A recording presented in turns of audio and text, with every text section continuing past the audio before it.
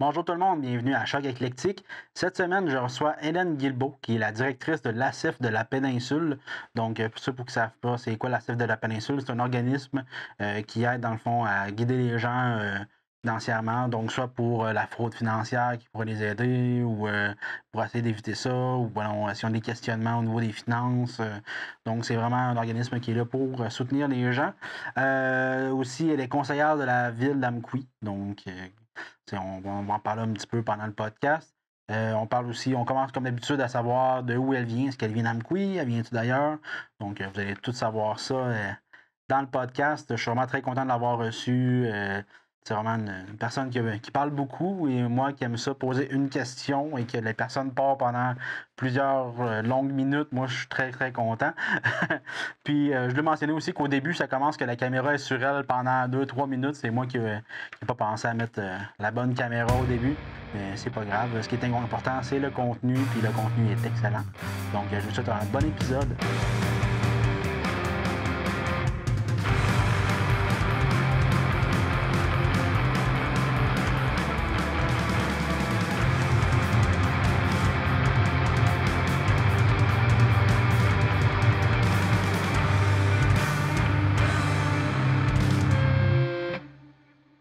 Merci beaucoup, Hélène. Je suis déjà en train d'enregistrer, fait que c'est déjà parti. Fait que merci beaucoup d'avoir accepté mon invitation. Merci de m'avoir invité.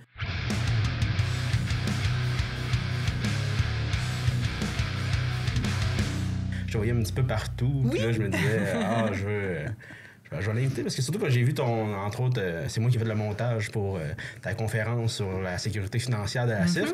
Puis j'ai fait comme, mais c'est cool de parler de ça. Puis là, je sais que tu fais plein d'autres affaires aussi. Oui, effectivement. Une femme occupée. Ouais, c'est ça. Puis j'aimerais ça commencer par apprendre à te connaître un petit peu. Toi, tu viens-tu de la Matapédia ou tu viens de l'extérieur? Non, en fait, moi, je suis arrivée en même temps que le COVID ou presque, d'une certaine façon. Je suis arrivée en 2019 suite à une offre d'emploi que j'avais vue à l'époque pour le Château Bellevue. Okay. Donc, j'ai été la deuxième employée au Château Bellevue, en fait, là, à son ouverture. Et j'ai travaillé, dans le fond, à monter l'équipe de ressources humaines à l'époque en poste et tout et tout. Et bien là, c'est ça, on sait qu'est-ce qui est arrivé. Monsieur COVID s'en est mêlé. C'est pas une Madame COVID, c'est un Monsieur COVID. Donc, de trouver. Exactement. Et bien là, c'est ça, ça a été quand même très, très dur la première année, là, avec tous les changements qu'on avait à l'intérieur de l'organisation et tout et tout. Et à un moment donné, bien, je passais beaucoup de temps au château. Là, les gens pourront en attester. Je faisais beaucoup de tâches, entre autres. Et bien là, c'est ça, à un moment donné, j'ai décidé de prendre un petit pas de recul et de penser un petit peu plus à moi au travers de tout ça. Pour avoir une qualité de vie, être capable aussi de dormir la nuit, c'est parfois pratique. Excuse-moi, parce que je checkais un petit peu ma technique, puis tu disais que tu venais de où? Ben moi, je viens de Métis-sur-Mer. Métis-sur-Mer, oui. T'es pas d'Amqui, mais t'es pas loin. C'est ça, exactement. Mais j'ai toujours gravité à Amqui, parce que j'ai de la famille dans le coin quand même depuis bon nombre d'années. Puis, ben c'est ça, moi, j'ai grandi à Métis-sur-Mer. J'ai passé toute mon enfance là-bas. Donc, j'ai été par la suite aux études à Rimouski. Ça a été long. J'ai ensuite déménagé à Matane. Je suis revenue à Montjoly, finalement, à Amqui depuis 2019. Toujours resté un petit peu dans le Bas-Saint-Laurent. Exactement. Le Bas-Saint-Laurent fait partie de moi. Dans le Bas-Saint-Laurent administratif. Exactement. T'es un peu gaspésienne. Oui, ben c'est ça, veux pas. Avec le travail, maintenant, je suis quand même beaucoup gaspésienne aussi. Oui, c'est ça, parce que c'est de la péninsule. Exactement. De la péninsule. Puis, je voulais aussi savoir, en fait, t'as étudié en quoi? Dans le fond, t'étais au cégep à Rimouski? Oui, bien, dans le fond, moi, j'ai été au cégep à Rimouski. J'ai débuté un cours en sciences de la nature. Finalement, j'ai été plutôt en gestion de commerce pour finalement me ramasser en comptabilité. On voit un parcours quand même assez utopique. Et finalement, bien, par la suite, je suis déménagée à Matane. Et là, j'ai entrepris des études universitaires là, parce que l'Université du Québec à Rimouski avait offert un certificat là, à Matane. Donc, j'ai profité de tout ça pour débuter mon cours en gestion des ressources humaines, ma bête noire à l'époque. Je détestais profondément les ressources humaines au cégep. Donc, je me suis dit, je vais aller je vais aller creuser ma bête noire, je vais essayer de comprendre pourquoi je n'aime pas ça. Et finalement, j'en ai découvert une véritable passion. Donc, je me suis inscrite finalement au bac en ressources humaines. Par la suite, un certificat en gestion de projet. Et finalement, j'ai voulu faire la maîtrise en gestion des personnes en milieu de travail. Finalement, je n'ai pas complété ma recherche. Donc, j'ai le DESS, donc le diplôme d'études supérieures spécialisées en gestion des personnes en milieu de travail. OK, c'est ça qui t'a mené, entre autres, au Château-Bellevue. Mais tu as travaillé à Matane un petit peu avant? Non, pas en ressources humaines à proprement parler. J'étais beaucoup plus en termes administratifs à l'époque. Donc, j'avais des jobs un peu plus de bureau à l'époque. Puis c'était bien correct parce que j'avais pas nécessairement de formation à proprement parler. Donc, ma vie professionnelle a vraiment plus débuté en 2019, là, à mon arrivée ici.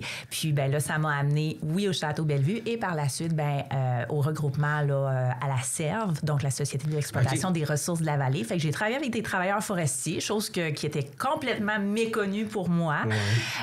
Donc, de travailler avec des on va le dire, des petits gars dans le bois. Mais c'est ça, c'est vraiment un beau domaine. C'est des gens qui sont passionnés, c'est des gens qui adorent ce qu'ils font puis qui croient. Donc, c'est vraiment très, très, très plaisant de voir ça. Et bien, par la suite, après ça, j'ai été approchée pour finalement occuper le poste que j'occupe aujourd'hui. Oui, donc qui est directrice dans de la SERV de la péninsule. Exactement. Et tout ça, c'est pourquoi que ça a été fait. En fait, c'est un vieux CV à un moment donné que j'avais envoyé à une agence de recrutement qui a ressorti des boulamites à un moment donné. Et la firme de recrutement m'a contacté. Êtes-vous toujours à la recherche d'un emploi? Je dis, pas nécessairement, mais tu sais, ça dépend. Tu sais, moi, on est un peu opportuniste dans la vie à notre affaire. Et là, c'est ça, quand on m'a présenté un peu c'était quoi l'organisation, avec mon parcours, le fait que j'avais des études en gestion de projet, des études en ressources humaines et qu'on avait besoin de retravailler un petit peu l'organisation, le positionnement de l'organisation. Mais aussi, j'avais aussi une expérience dans le domaine financier parce que lorsque j'étais à Montjoly... Tu as fait ta comptabilité? Lorsque j'étais à Montjoly, j'ai aussi travaillé en institution financière. Directement. Donc, le fait d'avoir ce background-là, cet historique-là en institution financière était... je pense peut-être une plus-value là, pour l'organisation parce que ça permet de connaître certains rouages, certaines techniques que les institutions financières peuvent avoir pour, justement, proposer des produits et services à leurs membres ou à leurs clients, ultimement. Donc, c'est ça. Fait qu'en bout de ligne, j'ai décidé de sauter à pieds joints dans ce beau projet. Je ne regrette pas mon choix, malgré qu'il y a des semaines que je vous le cacherai pas. C'est pas facile. On a des semaines, des fois, très, très, très occupées, très lourdes, mais vraiment, c'est toujours satisfaisant qu'à un moment donné, à la fin du mois, ou une fois dans le mois, ça peut nous arriver qu'on va aider quelqu'un, puis ça va être très, très, très structurant parce que la personne, elle a la volonté d'agir, elle a la volonté de se prendre en charge et d'apporter des changements dans sa vie. Donc ça, c'est ma paye à la fin de la semaine. C'est ma paye de voir que, écoute, j'ai pu trouver quelque chose, une solution structurante pour la personne, j'ai pu l'aider, j'ai pu la dépêtrer de ses problèmes. Ouais, surtout qu'aujourd'hui, on vit beaucoup sur le crédit, des choses comme ça, fait que c'est dur à gérer un petit peu. Avant ça, on dirait que c'était moi, je sais pas si c'était ma réalité, mais moi, quand j'étais jeune, on n'avait même pas de carte de crédit. Tu sais, ma mère, elle avait pas l'intention d'en avoir une nécessairement. Je pense qu'il y en a eu une... Ça fait peut-être 15 ans. Oui, mais c'est ça, la réalité était différente parce que aussi, il faut savoir qu'on vit dans un monde de consommation. Hein? On vit dans un monde qu'on veut toujours en avoir un peu plus que la veille, un petit peu plus que le mois d'avant aussi. Donc, ça fait en sorte que des fois, peut-être, on peut, j'aime pas ça dire cette notion-là, mais vivre au-dessus de ses moyens. Donc, oui, ça peut être « Ah, non, tu es coupable! » Je suis très coupable, oui. Donc, effectivement, ça peut arriver. Et de plus en plus, on est sollicité aussi par que ce soit des influenceurs, que ce soit des gens qui peuvent nous mettre de la pression à avoir une certaine performance ou un certain statut social qui, en bout de ligne, n'était pas aussi nécessaire à l'époque parce qu'on n'avait pas les réseaux sociaux non plus pour montrer tout ça. Donc, il y a beaucoup ça qui joue là, dans l'historique un peu de la montée du crédit, le paraître qui est très, très, très important maintenant. Chose que nos aînés, exemple, ne vivent peut-être pas autant que nous. Non, parce que de faire... On n'a pas beaucoup de mamies qui font des photos Instagram montrant leurs plus beaux repas. Peut-être les repas de temps des fêtes, là, mais tu sais, c'est ça. On n'a pas nécessairement autant ce principe-là vers les aînés qu'on peut le voir peut-être dans la jeunesse aujourd'hui. Oui, c'est ça. Ben, tu sais, juste comme dans le temps, un monsieur qui s'achète une ceinture, c'est un investissement. Oui. C'est comme, il t'a fait jusqu'à temps que les trous soient rendus le long de même. Oui, oui, oui. Ben, il y a encore certains hommes qui, avec leur paire de boxeurs, c'est le cas. Je tiens à le confirmer. Là. Ça aussi, mais oui, effectivement, les choses aussi avaient une tendance à durer un petit peu plus aussi avant, ou qu'on se donnait l'occasion qu'elles durent un peu plus. Parce que là, maintenant, on est plus dans le principe du jetable. Ben, ça fait plus. Bon, c'est pas grave, je vais aller en acheter une autre. On a eu une hausse aussi de nos salaires. Bon, peut-être pas aussi conséquente que la hausse des prix, mais on a un pouvoir d'achat peut-être plus grand qu'à l'époque, là, parce qu'il faut juste voir, tu sais, je regardais hier des artefacts du contrat de Émilie Bordelot, hein? Donc l'enseignante Émilie Bordelot des filles de Caleb, qui était payée 22,50 $ par mois. C'est bon. Ah! C'est quand même assez incroyable. Donc, elle avait 225 $ par année, cette personne-là, pour enseigner à des jeunes.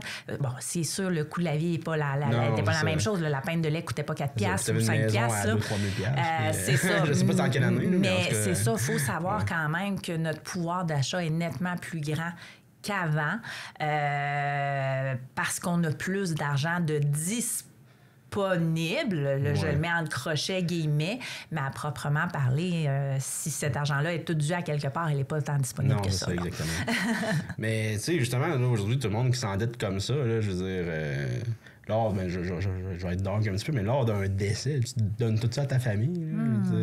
Oui, ben. En plus, là, fait que c'est comme moi, je suis du genre à.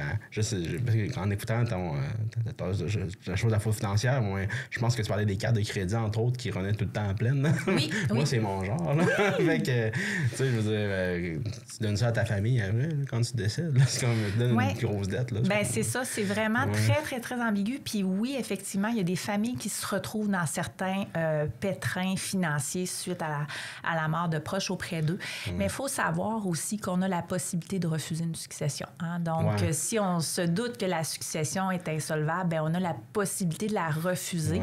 Et là, à ce moment-là, ben, c'est plate. Là. Il va falloir vraiment faire le tour, le grand tour de la famille. Fait que ça se peut que ce soit un petit cousin dans le fin fond de l'Alberta qui ramasse ça.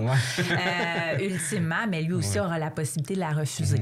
Et là, après ça, ben là, si tu refuses la succession, tu refuses tout. Exactement. On refuse autant les dettes que les actifs reliés à celles-ci.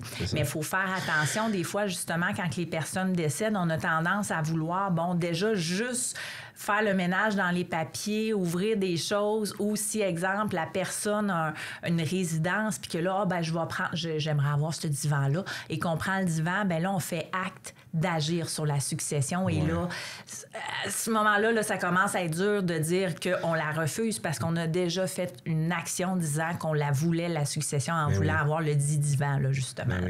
Mais donc, ça, c'est en plus, on en revient au crédit, c'est de quoi qui est courant, là, que beaucoup de gens, je pense, fonctionnent comme ça à côté. Oui, oui, de plus en plus. Puis on l'a vu là, la semaine récemment, il y a eu des reportages qui étaient faits en enquête à JE, peu importe, indiquant que le niveau d'insolvabilité présentement était quand même très, très, très élevé. C'est quelque chose que nous aussi, on ressent de notre côté là, dans nos services. De plus en plus, on fait de l'accompagnement ou des références vers des syndics de faillite pour encadrer parce qu'on n'a plus tant d'options devant nous. Là. Non, c'est ça. Puis des fois, c'est l'option qu'il faut prendre parce que la spirale, elle est là. Elle est là. Puis une fois qu'on est pris dedans, c'est dur de revirer cette spirale-là de sens. Donc, des fois, quand on peut se sentir à la fin du mois serré, quand on prend une carte de crédit pour en payer une autre, quand que, justement, on va y aller avec l'utilité de la carte de crédit davantage pour le fait que, écoute, c'est de l'argent rapide versus les avantages que ça peut me procurer. Bien là, des fois, peut-être qu'on est dans cette spirale-là d'endettement qui nous fait justement dire, là, je me sens un petit peu serré, ça va vite ces temps-ci. Donc, là, c'est le temps d'agir. C'est le temps de se revirer de bord. Mais lorsque ça fait plusieurs fois qu'on fait ce même processus-là, c'est là que c'est de plus en plus difficile de reprendre le contrôle. Donc, oui, il existe des solutions. Puis nous, on est là pour aider les gens à faire le meilleur choix ultimement selon les besoins. Des fois, ça va être des stratégies qu'on va étendre dans le temps, tout dépendant de la réalité de la personne.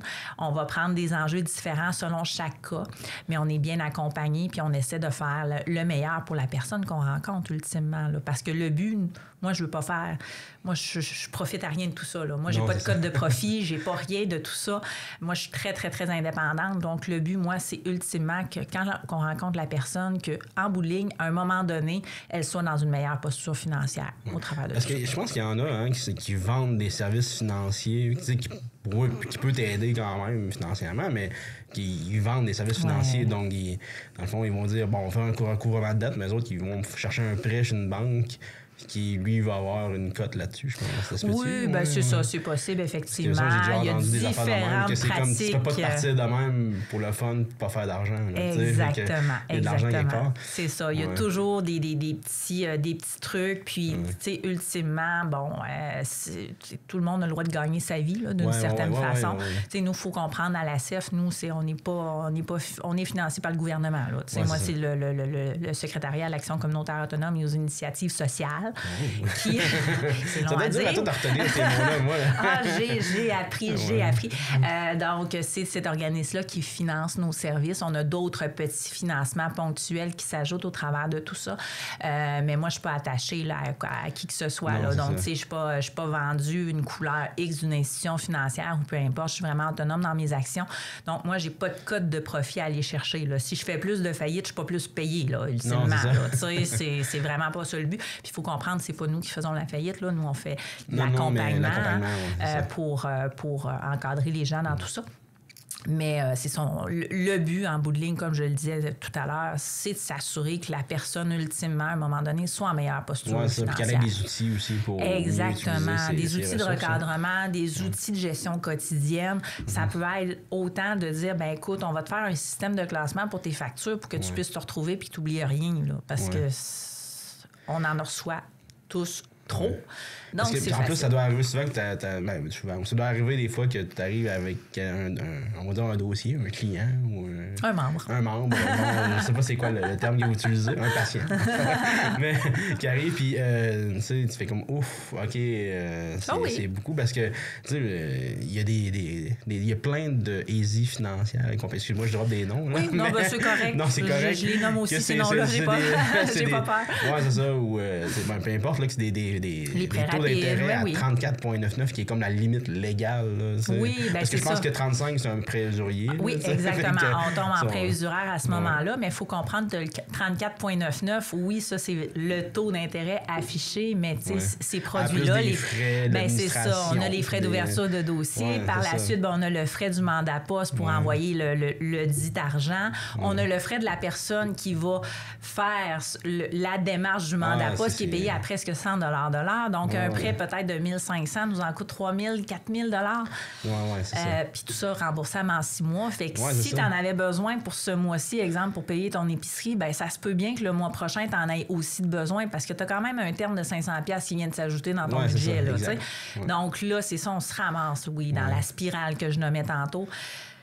Puis Dieu sait que c'est dur, mais ce qui est pratique, parce que justement, dans des prêts comme ça, ben c'est des prêts ultimement qui, à un moment donné, vu la grandeur de leurs frais de service, etc., peuvent être préconçus comme des prêts non valides, ultimement. Donc, ils peuvent être annulés par un jugement ou des trucs comme ça. Donc, c'est des choses que là, présentement, nous, on est en train de travailler de notre côté envers certaines personnes. Mais c'est des choses qui se voient. Il y a des jugements maintenant qui ont été émis récemment pour annuler ce type de prêt-là usuraire. Ah ouais, parce que même si le taux il est pas usuraire, si tu comptes tous les frais, tu tombes comme puis surtout c'est de l'information. Comme tu as passé d'argent sur le taux d'intérêt, il faut qu'en plus ça fait aucun sens. Oui, puis c'est souvent de l'information, tu sais, bon, avec des petits critères marqués en très petites fines lettres, mais tu sais, c'est ça, on s'entend, c'est peu mentionné, c'est peu vulgarisé. C'est des pratiques qui sont, malheureusement pas très, très legit. J'aime pas ça, ce mot-là, utiliser l'anglicisme, désolé.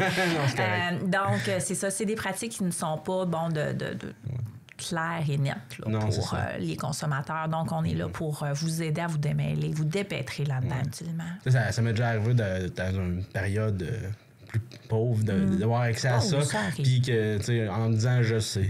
Non, c'est pas. Mais il y en a qui le savent pas. Mais non, parce qu'on n'a pas. On n'a pas de littératie financière, malheureusement. C'est des choses qui sont difficilement enseignées. Puis au Québec, on a la tendance, en plus, de ne pas parler de notre argent, de ne pas parler de nos finances, de ne pas parler de nos enjeux. Tu sais, c'est rare dans les réunions de famille qu'on parle de nos salaires. Là, tu sais. Donc, c'est quelque chose de tabou au Québec, parler d'argent. Puis, c'est normal de ne pas avoir ce réflexe-là naturel de se poser des questions. Et souvent, on va se les poser, on va agir quand il va être malheureusement un petit peu trop tard. Ouais. Puis, dans le fond, toi, là, ça fait combien de temps que tu es allé à ça? Depuis 2021, avril 2021. C'est quand même pas si longtemps. Non. Ça fait 2 ans. Oui, exactement. Fait que, puis, t'as-tu quand t'es rentré là, excuse-moi, j'en reviens un petit peu. C'est correct. Mais t'as-tu eu comme un wow? En fait, je pense une illumination. Quand même, parce que c'est ça, pour avoir travaillé dans le domaine financier, là, ça m'a permis de voir un peu l'autre facette, l'autre côté de l'histoire, le fait que justement, on va voir des gens. Puis bon, tu sais, les institutions financières sont là pour exister, puis on n'est pas là pour les changer, mais veut pas. Dans les institutions financières, oui, on veut aider la personne, mais il y a aussi une question de rentabilité. C'est des entreprises qui sont cotées en bourse, c'est des entreprises qui font une certaine profitabilité en bout de ligne. Donc, il y a certaines façons d'agir dans les institutions financières qui... Est-ce que prennent en compte l'entièreté du besoin du client qui est devant eux? Des fois, il faut se poser les questions, il faut voir qu'est-ce qu'il y en a. Donc, nous, on voit cette entièreté-là. On va voir la personne qui pleure dans notre bureau. On va voir les crises qu'il va avoir peut-être avec la famille, avec les enfants, avec ci, avec ça. Donc, on voit vraiment un autre côté très, très, très humain de tout ça, sans voir le signe de pièce de la personne. C'est quasiment un mélange avec travailleur social. Effectivement, moi, les employés, moi, je suis la seule qui a un cours de gestion dans l'organisation. Les autres, c'est tous des travailleurs sociaux qui sont là. Des travailleurs sociaux qu'on forme dans le domaine financier, tout simplement. Oui. Donc, c'est parce que ça prend cette expertise-là. Moi, quand je fais de l'intervention, je fais plus de l'intervention de choc d'une certaine façon. L'intervention que là, c'est le temps d'agir. Là. C'est le temps de se réveiller. Il faut prendre action. Là. Donc, je vais plus rentrer dans les dossiers, des fois en fin de ligne, lorsque tout le travail social a justement été fait. Là, fait que tu assistes quand même un peu de tous les dossiers de la péninsule. Oui, tout à fait. Donc, des fois... que tout soit correct. Et puis, parce que c'est toi qui as le background financier, c'est plus toi qui l'as. Oui, puis de toute façon, à chaque semaine, on se rencontre tous en équipe pour discuter des dossiers. C'est toujours des dossiers qu'on nomme. C'est pas nécessairement le nom de la personne qu'on nomme ou quoi que ce soit. On nomme le dossier. Donc, il arrive telle chose avec cette personne-là. Qu'est-ce que je peux faire? Bon, voilà. En fonction de ça, va t'orienter vers cette piste de solution-là, va voir telle personne, va faire une plainte à telle place. Donc, on va vraiment essayer de se trouver des façons de faire en équipe. On ne reste jamais seul dans notre bureau avec un problème, ultimement. Il faut travailler ensemble pour trouver des solutions efficaces et structurantes parce que ça se peut que il soit arrivé quelque chose, puis là, je vais nommer des gens de l'équipe. Yannick a vécu une situation en 2021 qui fait penser à une situation aujourd'hui en 2023 qu'on est en train de vivre. Donc, d'apporter cette expérience-là, cette expertise-là sur qu'est-ce qu'on a fait à l'époque pour débloquer les enjeux qu'on peut vivre là, avec notre personne. Parce que, veut pas, ça reste... Notre travail est compliqué, mais en bout de ligne, ça reste simple. Des chiffres, 1 plus 1 égale 2. Ça peut pas être tant différent, là. Donc, c'est juste de trouver les bonnes façons d'y arriver. OK. Puis, votre clientèle, c'est surtout quoi? C'est plus des jeunes, des plus vieux? Ouais, mettons, on parle d'un pourcentage à peu près. Là, mettons, c'est très hétéroclite, notre clientèle. Oui, je m'attendais au départ, quand j'ai commencé à la CIF de la péninsule, je m'attendais à devoir peut-être aider beaucoup de gens sur l'aide sociale, beaucoup de gens à faible revenu ou des trucs comme ça. Mais c'est surprenant à quel point qu'on voit des gens de tout horizon. Donc, on peut voir des personnes... on est quand même, là, je dirais, on est à 30-35 30 sur mes tranches d'âge. Donc, j'ai pas nécessairement de clientèle très, très, très spécifique. C'est sûr et certain, bon, il y a des moments précis durant l'année qu'on va voir plus de clientèle. Donc, exemple, bon, quand que justement les shops ferment l'été, ben oui, ça se peut qu'on voit des gens sur le chômage qui arrivent nous voir au mois de novembre parce qu'ils ont peut-être eu des délais à l'assurance-emploi, ils n'arrivent pas, ils ont besoin de se faire structurer, etc., etc.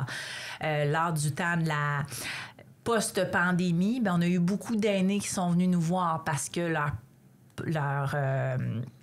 leur supplément de revenu garanti a été affecté par des choses durant la pandémie parce qu'ils ont peut-être demandé de la PCU, ils n'avaient pas le droit d'en demander.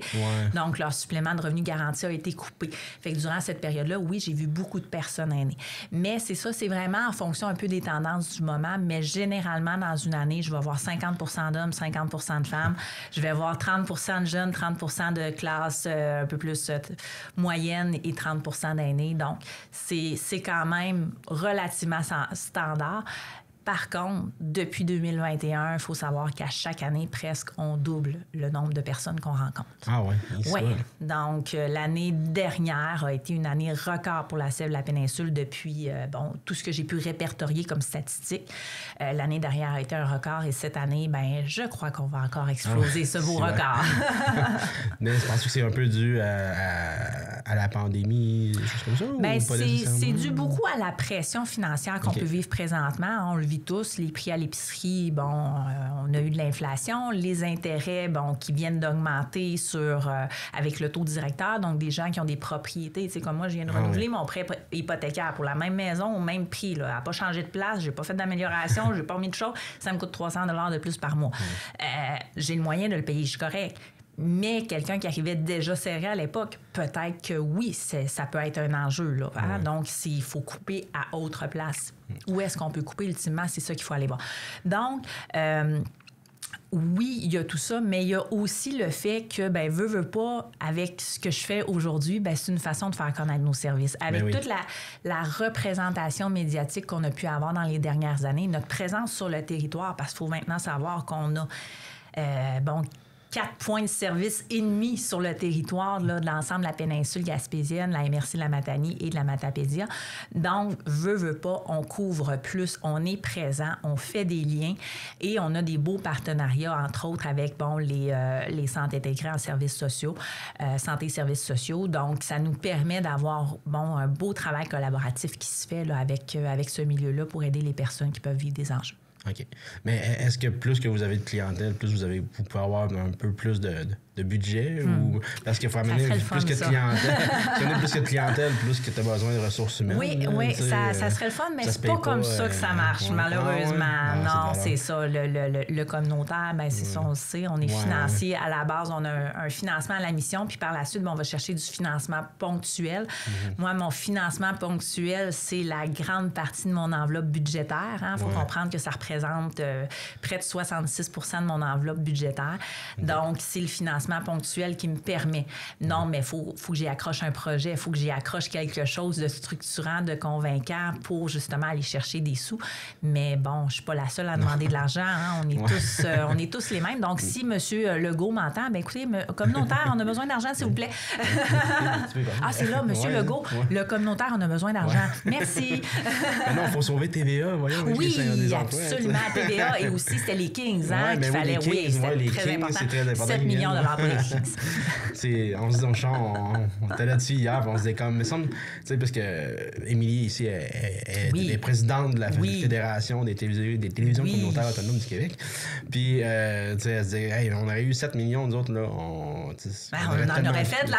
On aurait fait des choses, des projets. Puis en plus, comme elle dit, tu sais, plus que avec la loi qui fait que Facebook puis tout ne met plus de. Puis en plus, ça va encore aller à Google peut-être prochainement. Tout, que, les médias locaux, c'est encore plus important parce que là, les grosses télévisions puis tout, ils commencent à avoir moins d'argent. Puis là, ils coupent dans les régions. Mais là, c'est dans les régions que la visite communautaire est importante. Là. Exactement. Juste la perte de couverture médiatique qu'on va avoir avec TVA, pour ne pas le nommer. Moi, ça m'interpelle de façon... mon Dieu, j'en ai été choquée quand j'ai appris ça parce que nous... constamment, on doit se battre dans notre travail avec de la désinformation. Ouais, mais mon voisin m'a dit ça. Ouais, mais ton voisin, là, je suis désolée, là, mais peut-être qu'il a raison, mais il y a de fortes chances qu'il n'ait pas raison. Ouais. Donc, c'est vraiment la perte d'information locale est majeure pour la région et ça va justement faire en sorte qu'on va être encore moins informé, moins au fait des enjeux qu'il faut gérer en bout de ligne dans notre quotidien. Parce que c'est pas vrai que à cause qu'il se passe ça à Montréal, que forcément ça se passe ici. Nous, en Gaspésie, je me souviens, en 2022, on a levé des enjeux en Gaspésie qui étaient vécus nulle part ailleurs à ce moment-là, puis que finalement, ça a fait un tour au niveau du Canada au complet. Hein? Donc, on avait vécu des délais au niveau de l'assurance-emploi de notre côté. C'était quand même, ça l'a né ici en Gaspésie et ça l'a vraiment parcouru l'entièreté du Québec et voire, bon, certaines provinces canadiennes aussi. Mais on n'a pas été capable d'informer suffisamment les gens sur les possibilités, les recours qu'ils avaient, etc., etc. Donc là, et tout ça parce que, ben non, ça arrive juste en Gaspésie. Ouais, mais attends un peu. Ça se peut que ça s'en vienne chez vous aussi, là. Donc, la désinformation est vraiment...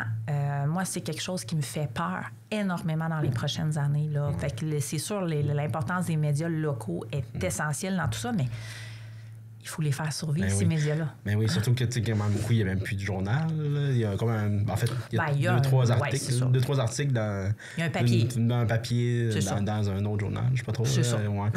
Puis, tu sais, il n'y a plus de station de radio vraiment. Là. Tu sais, il y a juste Chantal, je pense, qui est là le samedi matin. Oui, c'est ça. C'est tout rendu à Rimouski. Avant ça, c'était tous les matins, c'était ici. Puis là, c'est tout rendu à Rimouski. C'est que, en tout cas, ça nous fait un peu sortir la vapeur des oreilles. Exactement.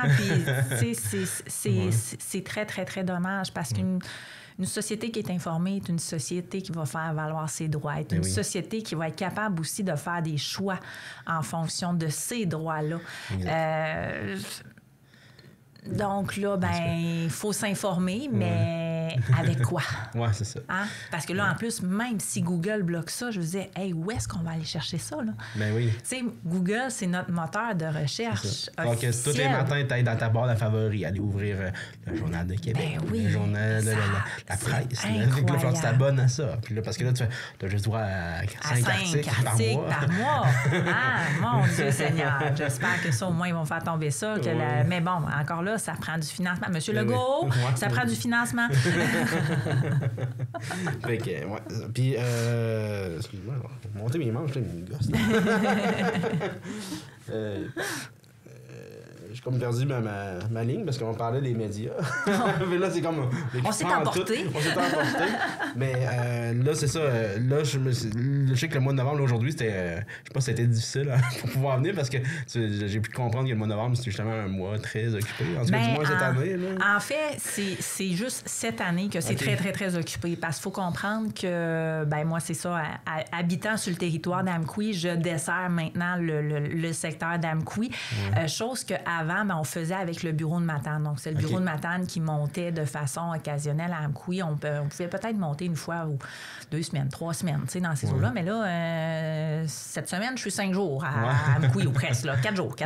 Parce que, justement, on a des besoins de terrain, on a des enjeux, des gens qui ont besoin de nos services. Donc, c'est vraiment cette année. Là. Je disais que depuis mon arrivée en 2021, nos statistiques, nos chiffres de fréquentation ont doublé. C'est ça. Ça se représente comme ça sur le terrain. On a davantage besoin d'aide partout. Puis, c'est ça, c'est des dossiers. Tu sais, des fois, c'était des dossiers que, bon, tu viens nous voir, on va faire un budget, c'est beau. Bon, tu t'en vas avec ton budget, puis c'est parfait, puis c'est réglé. Mais là, maintenant, c'est plus juste faire un budget, c'est de l'accompagnement. Des fois, il faut aller avec des gens dans certains rendez-vous parce qu'on a peut-être crainte que cette personne-là puisse se faire vendre certains produits qu'elle n'a pas de besoin. Donc, il faut faire de l'accompagnement un peu plus serré. Et puis, bon, je regarde certains dossiers qu'on fait présentement. On parlait tout à l'heure des successions. On travaille beaucoup présentement avec des successions, mais ça ne se règle pas dans une journée. Une succession, là, c'est extrêmement long. Donc, il faut accompagner la personne à faire les démarches, à faire la recherche testamentaire parce qu'on n'a pas nécessairement le moyen pour payer un notaire pour faire ça.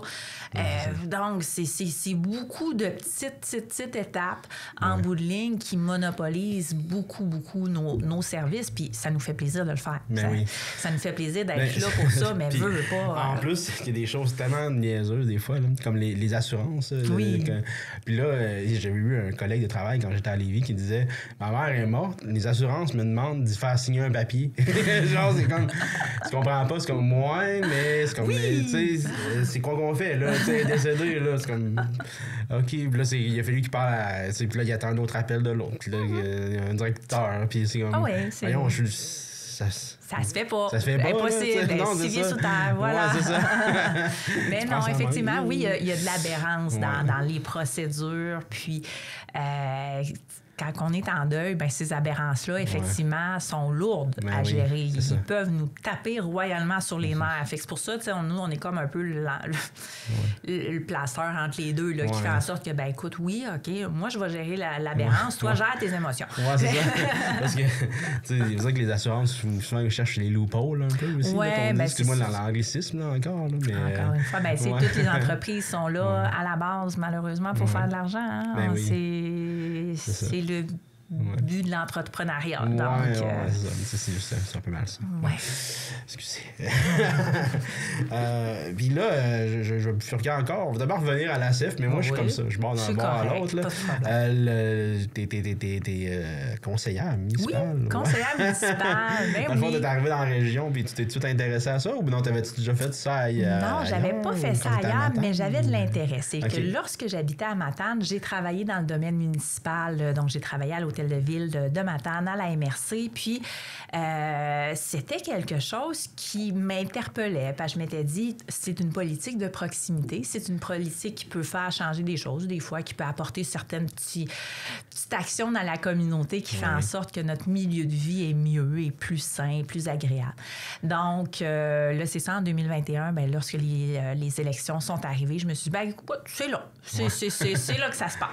Donc, puis j'ai quand même tergiversé un certain moment avant d'envoyer ma candidature, hein, parce qu'il faut savoir, là, quand j'ai dit j'arrivais à Amqui, c'était en 2019, le COVID est arrivé, donc j'ai pas eu le temps de faire mon réseau de contacts nécessairement et tout. Donc, je m'étais dit, mon Dieu, mais il n'y a pas grand monde quand même à Amqui qui me connaissent. Puis encore aujourd'hui, je suis bien d'accord, il y a bien du monde qui me connaissent pas.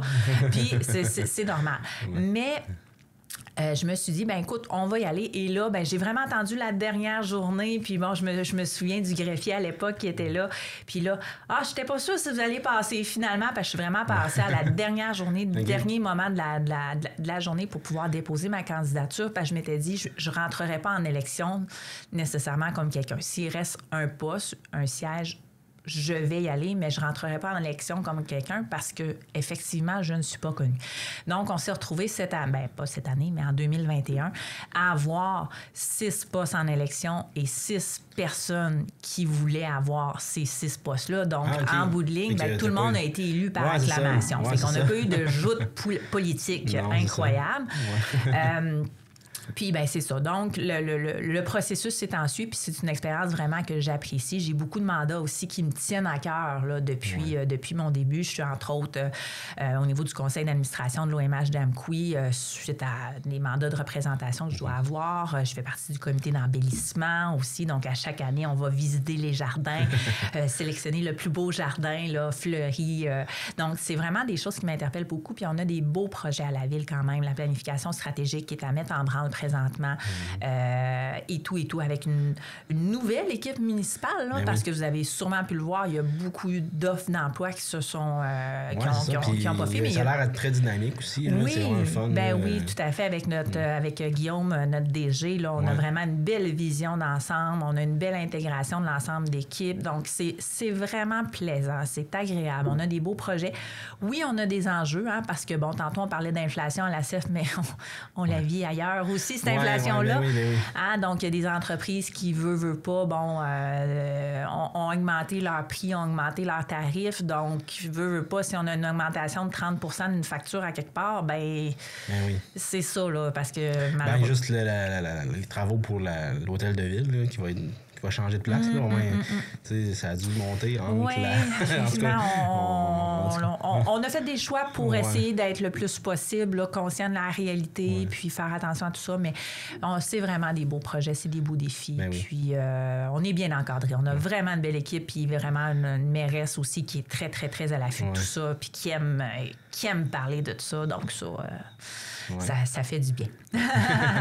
Puis ça, être conseillère à Amqui, surtout, on va se dire, là, au moins, c'est payé, mais c'est du bénévolat, là. Je veux dire, quasiment, là. Oui, bien, ça dépend qu'est-ce qu'on fait. Ça dépend qu'est-ce qu'on fait et comment on s'implique. Tu t'impliques beaucoup, je sais que tu t'impliques pas mal, là.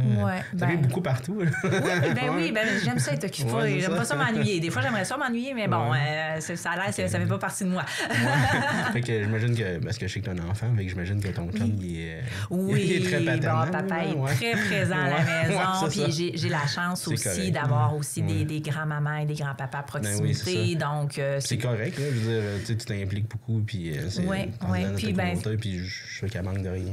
Non, c'est ça. Puis même durant mon congé de maternité, parce que oui, j'ai un enfant, donc j'ai eu un congé de maternité, puis dans les premières semaines, je travaillais légèrement. Mais c'est ça, à un moment donné, je me suis dit, mon Dieu, mais je vais faire gaga gougou pendant 1 an de temps. Oh, Seigneur, non, faut que je reprenne. Donc là, j'ai pris un petit peu plus d'heures que prévu, que je voulais prendre au travail parce que c'était important pour moi quand même de demeurer active. Oui, mon enfant, je l'adore, elle est adorable et tout, mais c'est ça, tu sais, mon activité est importante malgré tout. Je ne pouvais pas laisser ça de côté parce qu'effectivement, pendant 1 an de temps, je pense que j'aurais peut-être pris du recul sur certaines choses. Peut-être revenir, ça aurait peut-être été trop dur par la suite. Oui, c'est ça. Bon, fait que je ne vais pas trop dans ta vie personnelle. Tu sais, j'essaie de ne pas y aller, mais là, je fais comme ça. Là, c'est correct. Puis là, t'es conseillère, puis tu vas l'être encore, j'imagine, c'est jusqu'à 2025. 2025, oui, c'est ça. Oui. Puis tu penses que, je sais que c'est loin, mais tu penses que tu vas vouloir... J'aimerais. Qu'est-ce qui va arriver? En même temps, c'est le fun quand ça... tu sais, tu peux rester, là. Tu peux faire deux mandats, mais c'est le fun aussi quand il y a une rotation des fois parce que ça apporte ça de nouveau. Puis je pense que ça a beaucoup aidé, justement, là, il y a 2 ans, d'avoir... Non, je pense que ça...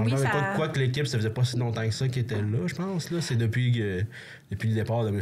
Ruet, dans le fond, là, que c'était cette équipe-là. Oui, bien, il y a quand même des conseillers qui étaient là depuis quand même un certain temps aussi. Ouais. Donc oui, il y a eu changement. Puis bon, il va toujours continuer à en avoir. Puis c'est simple pour une administration municipale en bout de ligne d'avoir des conseillers différents.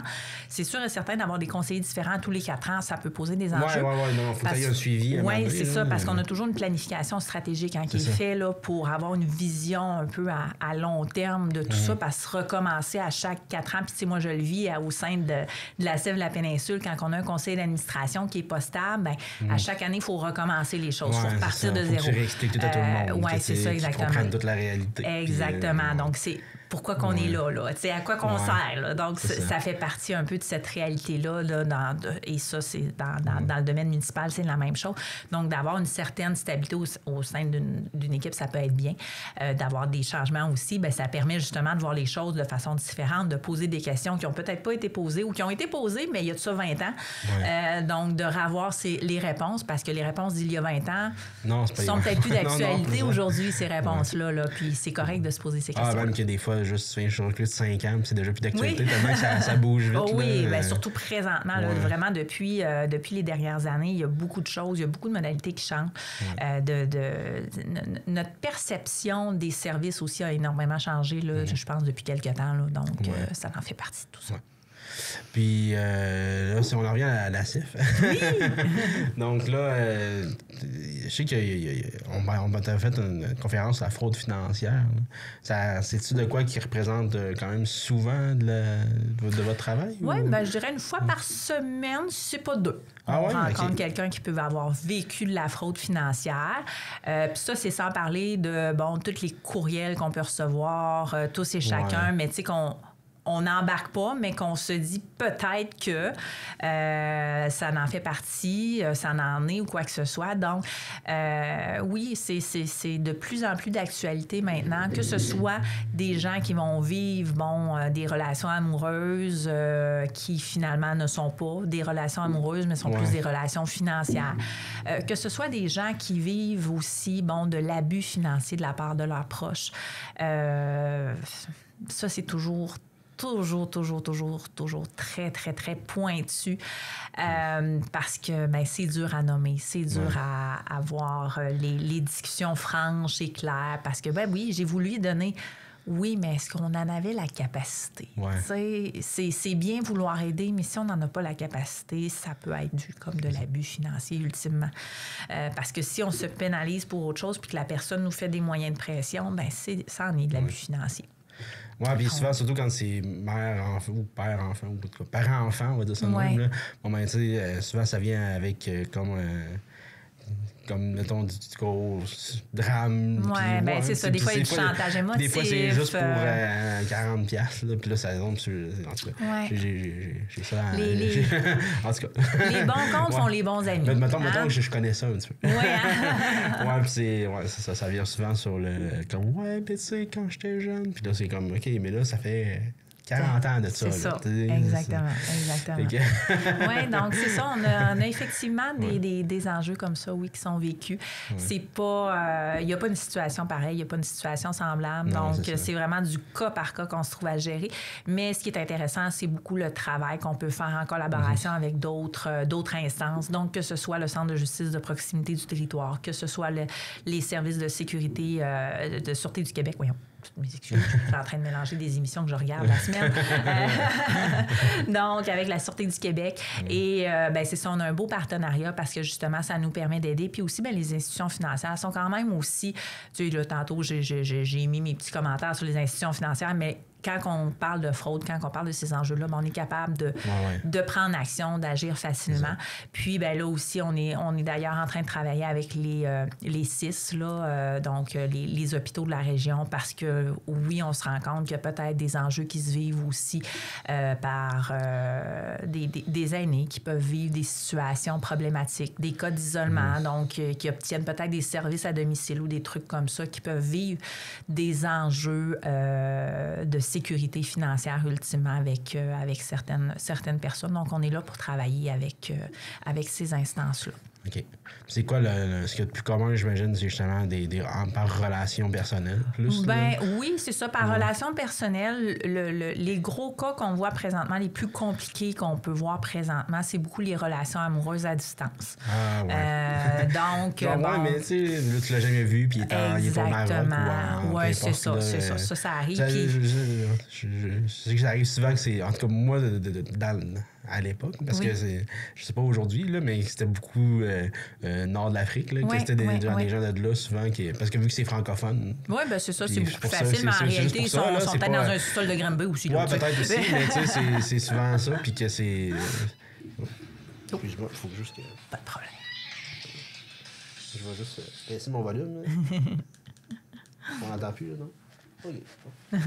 Excusez-moi. Moi, c'est ça, tu sais que, en tout cas, tu tombes amoureux de quelqu'un que tu n'as jamais vu, puis que moi, mais venez me rejoindre un jour. Oui, c'est ça, il avait besoin de 20$ pour son billet d'autobus ou pour faire manger ses enfants. Mais là, il y a eu un gros accident, là, puis là, il y a besoin d'argent. En tout cas, oui, donc oui, effectivement. Puis c'est les dossiers les plus compliqués à trouver parce que faut savoir, ces fraudeurs-là, c'est des entreprises de fraude, littéralement.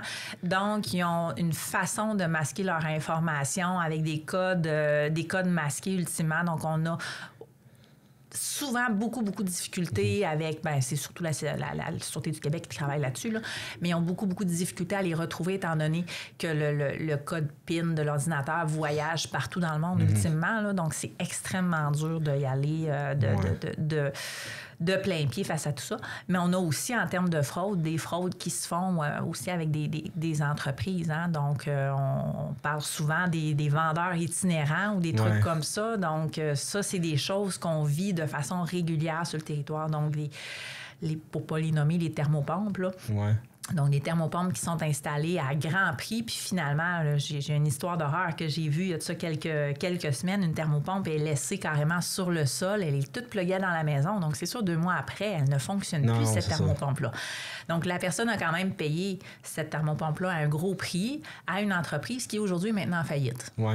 Ou que ça se peut aussi que ce soit juste du stock cheap, là, parce que, tu sais, justement, on magasinait ça à un moment donné, puis, tu sais, l'entreprise Amco est venue chez nous, puis on a fait une cote, puis là, j'étais comme, crème, il me semble, il y en a à genre 1000 quelques piastres sur Internet, là, mais c'est ça. C'est pas la même qualité. Vraiment, pas posé, c'est pas la même qualité. Exactement. C'est pas la même chose du tout. Oui, puis c'est ça, il faut savoir ces personnes-là, c'est la personne qui vient nous voir à domicile, c'est pas un technicien installateur, c'est un vendeur. Donc là, lui, il est là pour vendre, appliquer des techniques de vente, des techniques souvent sous pression de vente. Donc, c'est ça, fait qu'on peut se dissocier de ces contrats-là, puis nous, on peut aider les gens dans tout ça parce qu'on fait aussi la défense des droits du consommateur dans notre travail, ultimement. Donc, ça en fait partie, ça, de la défense. J'ai même vu pour des fenêtres. Oui. Pour des fenêtres, l'isolation de toit. Je sais pas si c'est nécessairement des fraudeurs, mais je veux dire... les entreprises de fenêtres locales, présentement, parce que des fenêtres, c'est beaucoup plus facile à valider. C'est qu'on a toujours des codes de froid, dans le fond, en fonction de la région. Donc, c'est quand même plus possible. Mais oui, il y a des entreprises de vente itinérantes en fenêtre, effectivement, qui existent. Mais il faut savoir que ces entreprises-là, parce que souvent, ils viennent nous voir, ils nous contactent. « Ah, ben moi, je te donne une subvention en plus. » Mais c'est parce que vous pouvez quand même obtenir cette subvention-là. C'est pas parce que l'entreprise vient vous voir que c'est avec eux nécessairement que vous devez faire affaire pour avoir la subvention. On peut avoir une subvention quand même de façon haute avec Hydro-Québec ou avec différents types de paliers gouvernementaux pour y parvenir.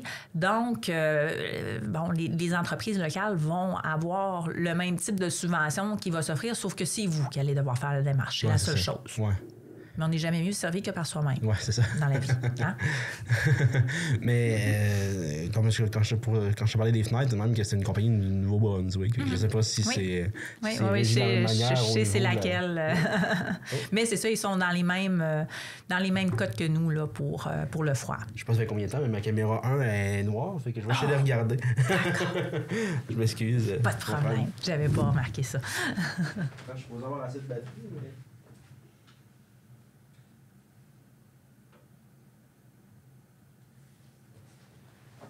Je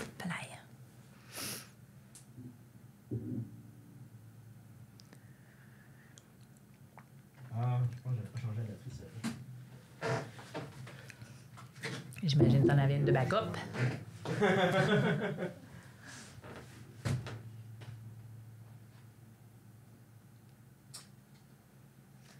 C'est vraiment un beau studio de podcast que vous avez là. À chaque fois que je le dis là, quand je viens, là, je trouve ça vraiment charmant. Je suis chaud, j'ai pas mes appareils, mais j'entends pas. Je m'excuse. Ah, ben non, il n'y a pas de problème.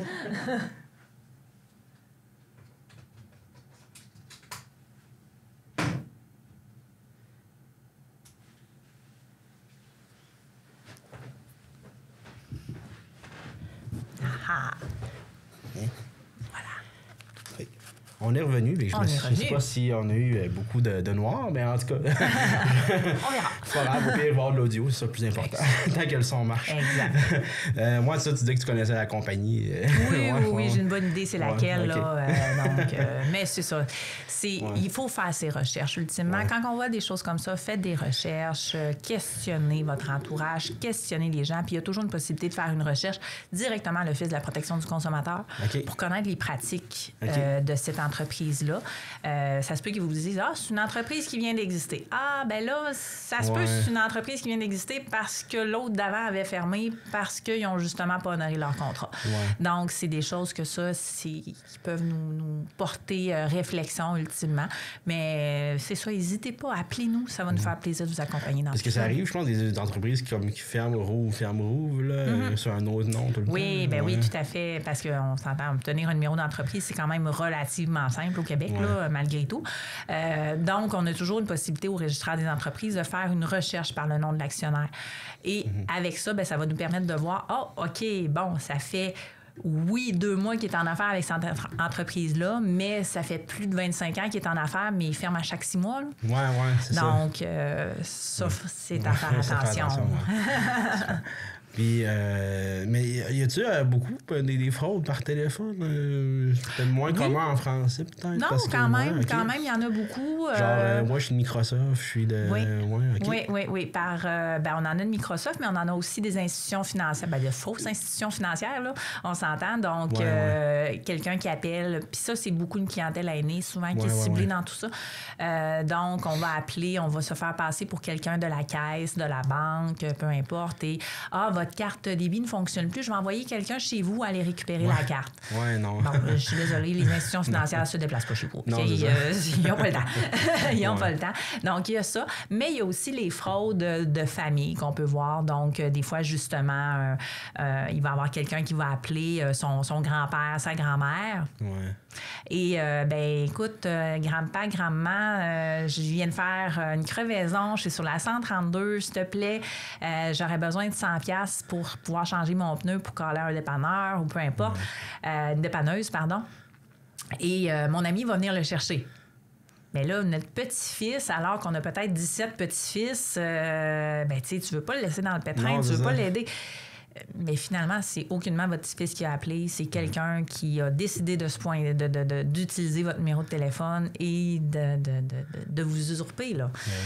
Donc, c'est ça. Fait que dans des cas comme ça, en toute situation, puis ça, on en a parlé justement dans la discussion sur la fraude qu'on a eue, en cas de doute, on raccroche puis on rappelle la principale personne, la personne qu'on doit contacter. Donc, que ce soit l'institution financière, que ce soit notre petit-fils, à savoir s'il est vraiment dans le pétrin, ça se peut très bien qu'il soit assis sur son divan en train de jouer à ses jeux vidéo. Là.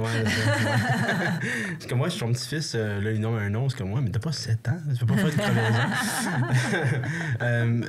Je sais qu'en anglais, aux États-Unis, en tout cas, je dis en anglais parce que en Inde, il y a beaucoup de centres d'appel.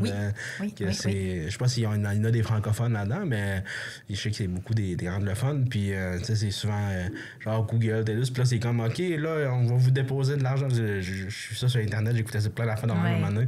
Puis là, ils viennent, puis là, ils te font installer de quoi qu'ils prennent un contrôle de ton ordinateur. Puis là, on a vu ça récemment. Dans le codage, là, ils vont dire, OK, là, vous allez nous faire un paiement. Puis là, c'est comme, ah non, vous nous avez trop donné d'argent. Fait que là, faut que vous nous remboursez. Non, c'est... On va devoir vous rembourser, on va envoyer un mail de poste. Oui, ou je pense que c'est... Non, c'est plutôt...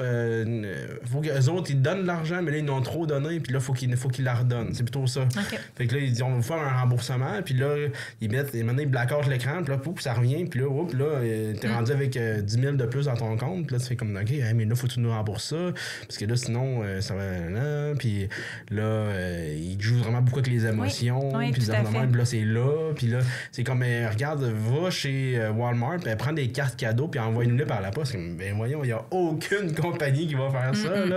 Mais c'est sur le coup de l'émotion. C'est ça, sur le coup de l'émotion. Puis, c'est ça, on s'entend encore une fois, c'est souvent des clientèles qui méconnaissent les enjeux technologiques. Tu sais, souvent, ça va arriver avec des aînés, justement, parce qu'on est moins à l'aise à l'informatique, on est moins...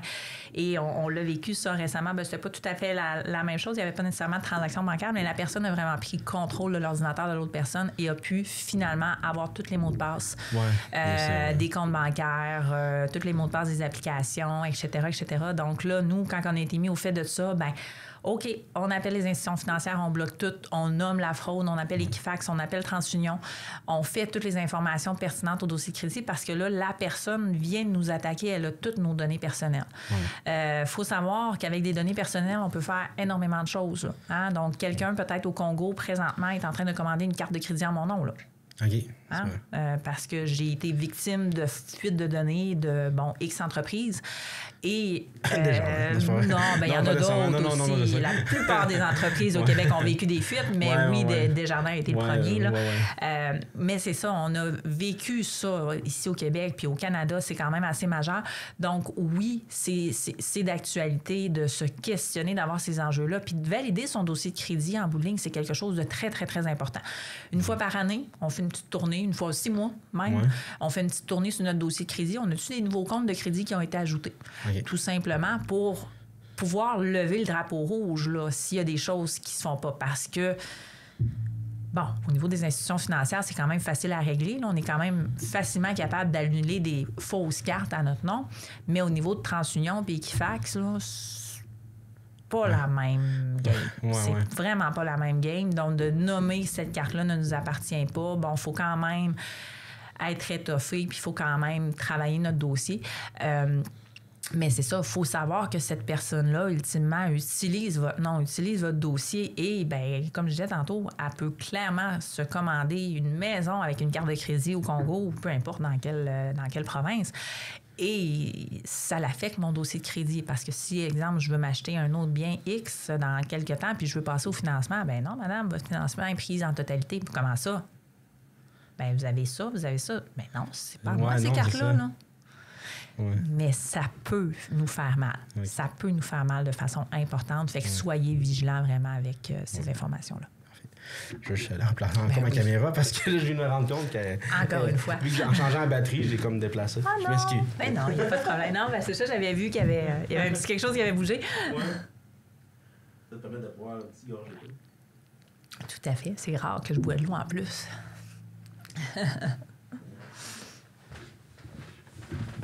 Ça sera peut-être pas parfaite, mais ça va être mieux. Donc. Et voilà. De retour encore. De retour. Désolé, hein, ça fait broche à foin, mon affaire. Non. c'est juste. Du tout. Non. Ça va tout à coup. Je pensais qu'on c'était à 10h puis c'est à 9h finalement. Puis j'ai fait, OK, j'ai fait en vitesse, puis là, j'ai oublié de changer la batterie. Mais non, il n'y a pas de problème. C'est bon. Là, on est rendu. Oui, on parlait de la fraude. En fait, je vais vous plugger, en fait, en gros, justement, si jamais il y a des gens qui sont intéressés à voir les vidéos que j'écoute, c'est Pierogi sur YouTube. Là. Puis là, des fois, il y a les webcams d'un centre d'appel indien. Puis tout, là, c'est quelque chose, hein, quand même. Ouais, c'est vraiment drôle. Ouais. Ah non, c'est... Ouais. Et puis, pour en revenir, quand on parlait de taux d'intérêt, je te laissais finir, puis je suis pas revenu, mais nous autres, on était chanceux parce qu'on a signé comme... chanceux. On a signé comme 5 ans, 3,5, qui est comme... c'est pas un taux d'intérêt wow, parfait, mais quand on a vu que ça a monté, on a dit comme, OK, non, on n'est pas si pire. Oui. Je pense que c'est 3,5, mais je pense que c'est 3,25 ou 3. Je repoussais mon problème dans le temps. J'étais beaucoup dans le déni. Là. Je m'étais dit, ça va baisser, mais non, ça n'a jamais baissé. Non, mais je me dis, ben écoute, il y a encore une future hausse possiblement qui s'en vient à la Banque centrale du Canada là, dans les prochaines semaines. Encore. On espère que ce soit la dernière, là, parce que là, de toute façon, il y a... Puis tu sais, le ministre des Finances l'a nommé, là, il y a de ça quelques temps, on sent, il y a un ralentissement qui se fait au niveau de l'économie. Il y a pas une stagnation, on est vraiment plus en ralentissement, puis c'est correct qu'on soit en ralentissement, là, ultimement. Mais bon, faut faire attention parce que l'inflation a été vraiment vécu au niveau des prix, mais au niveau des salaires, n'a pas été vécu, mais les prix ne redescendront pas. Là. C'est ça le problème. Là, on vient d'entendre ce matin même que les prix à l'épicerie avaient vu une stagnation, mais c'est justement dû un petit peu à tout ce principe de ralentissement-là. Mais il ne faut pas s'attendre que si notre épicerie nous coûtait 200 $ la semaine passée, qu'elle va nous coûter 180 cette semaine. Non, elle va encore nous coûter 200 $. Elle ne baissera pas. C'est juste qu'elle va arrêter de monter. Donc là, c'est juste le but qu'on revienne à un équilibre relatif puis qu'éventuellement, que les salaires puissent reprendre le dessus. Là. C'est ça le but avec la hausse des taux d'intérêt, avec tout ça. Mais c'est extrêmement dur ce qu'on vit à l'heure actuelle. Puis moi, je me souviens, quand j'étais jeune, mes parents m'avaient dit, mon Dieu, mais t'as pas vécu ça, toi, des taux d'intérêt à 15 % à 20 % Non, j'ai pas vécu ça, puis j'espère ne pas vivre ça. Et là, quand je signais mon hypothèque à 6 point quelques %, là, finalement, je pense que j'ai moins que ça, là, mais bon, peu importe. Là, je me suis dit, mais mon Dieu, on n'est quand même pas à 20 % non plus. Mais c'est ça, hein, dans les années 80, on était à 20 % d'intérêt sur l'hypothèque. En même temps, les maisons étaient 30-40 000 piastres. Exactement. Les maisons étaient beaucoup moins chères. Les salaires, il y avait quand même encore déjà des bons salaires quand même dans les années 80, moins vraiment d'être... Fait que, tu sais, il y avait quand même une grosse pression, mais on n'avait aussi pas la société de consommation qu'on a présentement. Tu avais moins de carte de crédit, tu n'avais pas un compte Netflix, un compte aussi, des abonnements ci puis à ça, puis qui passaient sur ta carte. Là, c'est ça. C'était beaucoup plus simple. On avait un téléphone fixe, puis c'était ça. Ça n'existait pas 4 comptes de téléphone de maison. C'est ça. Nous autres, on a 2 comptes de cellulaire, Internet à la maison. Heureusement, on n'a pas le câble parce que on est comme là, c'est assez. On écoute Netflix et compagnie. Ben oui, c'est ça. Il faut avoir sa consommation. Même là, je suis rendu sur YouTube plus parce que c'est gratis. C'est pas vrai, j'ai un abonnement à YouTube Premium parce que j'ai pas écouté de pub. 9,99. Je les pubs, mais c'est ça. Mais là, je me rendais compte que on payait 25$ par mois pour Netflix, puis il n'y a plus personne qui l'écoute. Fait que là, je fais on va couper ça. On va couper ça. Exactement. C'est bien de se poser ces questions-là une fois de temps en temps, de revenir sur notre consommation. Ça, à quoi ça sert sert. Ou juste, même sur nos biens à l'intérieur de la maison. Ça, moi, je parle souvent de mon chum des fois dans mon quotidien, dans mon travail, mais tu sais, on a souvent des articles qu'on a en trop, qu'on a en double, qu'on a en triple, qu'on a en quadruple. Pourquoi? Pourquoi qu'on les a? Vends-les. S'il prend de la poussière, là, ben laisse-le prendre de la poussière ailleurs que chez vous. Là, donc, c'est un peu ce principe-là qu'on doit revoir, revenir un peu aux sources, parce que l'abus de choses n'est pas simple non plus pour nous. Hein? Le fait d'être entouré d'objets de façon constante, de trop de choses, ultimement, ça nous fait une pression, de maintenir ces biens-là en bonne forme, en bon état, mais aussi de les entretenir, d'en prendre soin, etc., etc. Donc, c'est une pression qu'on s'ajoute alors que si tu y touches pas là, dans l'année, là, sors-le de chez vous. Tu n'en as pas besoin. J'en ai beaucoup, moi, des sorts-là, t'en as pas besoin. En fait, ce qui est drôle, c'est que dans notre sol, on a fait un racking en bois avec des bacs en plastique dedans. Puis j'appelle ça le purgatoire. C'est comme en entre-deux. C'est comme ça. C'est avant qu'on les jette, on les met là. Exactement. Puis après ça, on va les jeter. Dans 2-3 ans, on va faire comme OK, on fait ménage des bacs, mais on jette tout ça. C'est ça. On a tous un garde-robe comme ça dans la maison. C'est pas un gouffre sans fond, mais c'est une période transitoire. On le laisse là. Puis si effectivement, tu n'en as pas eu besoin pendant 1 an, 2 ans, ben ça veut dire qu'il est dû pour autre chose. Et ça va permettre en bout de ligne, parce que cet article-là, on peut, le vendre, mais on peut aussi le donner. Et ultimement, il peut être utilisé par quelqu'un d'autre qui en a possiblement plus de besoin que nous. Ben oui. Surtout quand c'est de la technologie. Donnez-le tout de suite parce que dans 2-3 ans, ça va être désuet. Exact. Moi, j'ai une tablette d'ailleurs qu'il faudrait que je fasse ça. Merci de me faire le rappel. Les tablettes, des téléphones. On change de téléphone quasiment aux 2 ans. Fait que, avant ça, c'était aux 3 ans. Mais là, à ça change tellement vite. En fait, comment? Un contrat de 3 ans, ça marche plus. Fait qu'à ça, c'est maximum 2 ans. Mais ça, c'est encore là. Très bon après 2 ans. C'est ça, encore là. Ça dépend de nos choix. Ça dépend de moi, mon téléphone, moi, je l'avais acheté usagé. Donc, il y avait déjà 1 an et je l'ai depuis 2021. Donc, ça fait maintenant près de 3 ans que je l'ai. Et puis, il est encore bon, là. Il est encore bon. Non, c'est désuet, La journée qui va me dire que je suis désuet, je le changerai, là, parce que ça sont bons pour se dire ça. Les téléphones, là, vous êtes rendus obsolètes. Bonjour, maman. Puis, je veux juste savoir, par curiosité, ton opinion sur, je sais pas si tu as déjà écouté ces vidéos PC Joli Cœur. PC Joli Cœur? Non, il parle d'hypothèques, là, puis il est bien... oui, ça me dit, oui. Puis là, il parle de même en pointant des doigts, puis... mais tu sais, il a l'air de connaître son affaire, mais... En tout cas, mais c'est un ancien conseiller financier, si je ne m'abuse. C'était surtout un vendeur, plus, là, mais là, il vend des hypothèques, là, présentement, mais...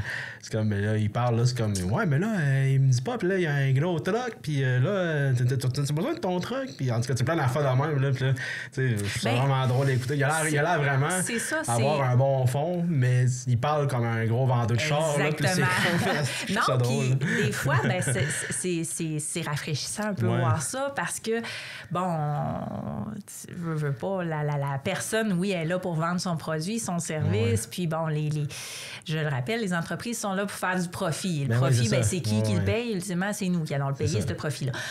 Donc, mais de pouvoir se questionner, de pouvoir remettre les choses en perspective, de pouvoir confronter nos idées, confronter nos valeurs. Puis, bon, là, tu parles PC Joli Cœur, mais tu sais, il y a aussi Pierre-Yves McSween avec son livre. En as-tu vraiment besoin?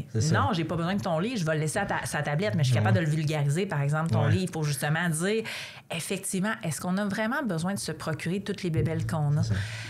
On veut toute la grosse télé 60 pouces, mais si t'es jamais chez vous parce que tu travailles pour payer ta télé, ça sert à rien que tu l'aies. Ou si tu habites dans un petit 3,5 puis en bout de ligne, t'entends plus la TV de ton voisin, t'en as peut-être pas besoin de TV 60 pouces non plus. Là. Mais oui, ça peut être essentiel pour la personne parce qu'il faut se rappeler qu'on est un humain puis l'humain répond aux besoins de Maslow. Les besoins de Maslow, on a nos besoins physiologiques à la base, on a nos besoins de sécurité, d'épanouissement, tatati. Et en haut, on a un peu plus le besoin de me péter les bretelles. La TV 60 pouces, elle est là pour te péter les bretelles, oui. Mais si tu n'as pas été capable de te payer la nourriture, il faut que tu te poses des questions. Non, c'est ça.